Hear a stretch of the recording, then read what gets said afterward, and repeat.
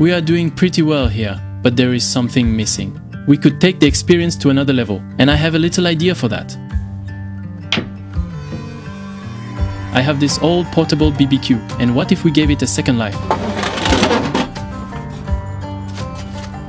So we're not going to give him his retirement right away. Too bad for him, he'll rest later. We're going to make him retrain. And for this BBQ, I don't need much, just this hose with its pressure regulator and the burner. The rest has already served its purpose.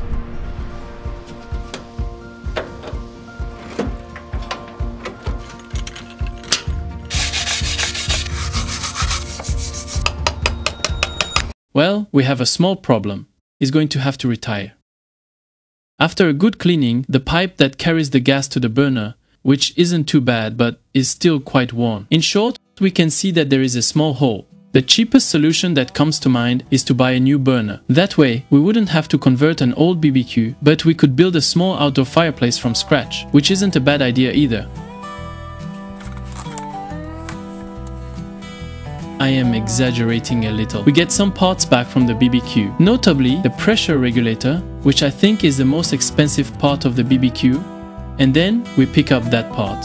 The advantage of the new burner is that it is thinner. We will be able to make a finished product that is slightly smaller and a little more understated. Our pressure regulator has a screw thread that attaches to the old burner, and the universal burners just fit right on. The diameter is still quite tight. The idea that comes to mind, since it is just a small plate that can be removed, is to take the tip from the old burner, cut it to make a nut, and screw the new plate onto the burner.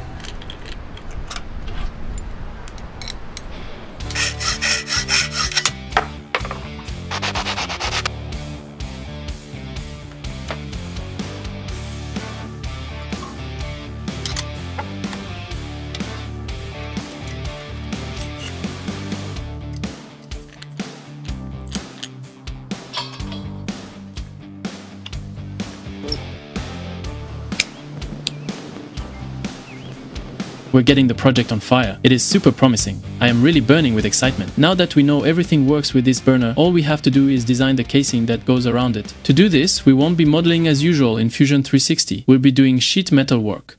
Sheet metal work is actually quite simple to do on Fusion 360. We're going to draw a rectangle. There you go. I think we'll make it out of stainless steel. It'll be more resistant to corrosion.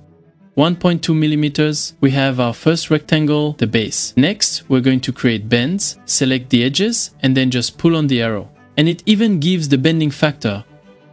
Well, I've finished the design. In short, we'll only be able to get a real idea of what it looks like when it is completely finished. We'll send all this to PCBWay, who is sponsoring this video. Thanks to them, by the way. They also do sheet metal work. So, to withstand heat and corrosion, stainless steel is obviously the material of choice. If you have any doubts, there is a technical data sheet that provides detailed information on the characteristics of the metal. For my needs, I chose 304 stainless steel with a brushed finish on the outside.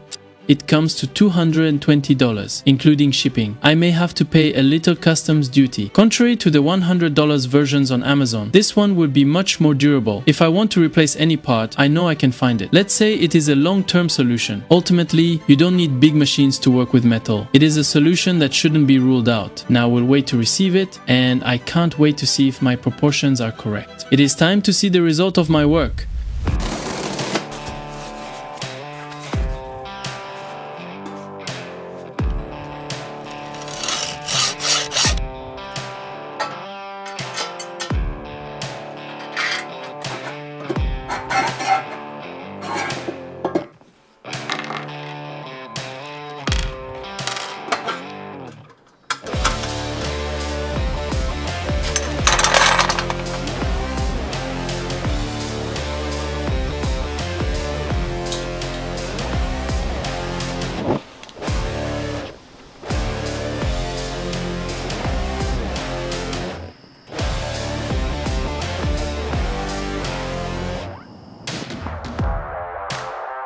It immediately warms up the atmosphere. I just have one more issue to fix, to make it perfect.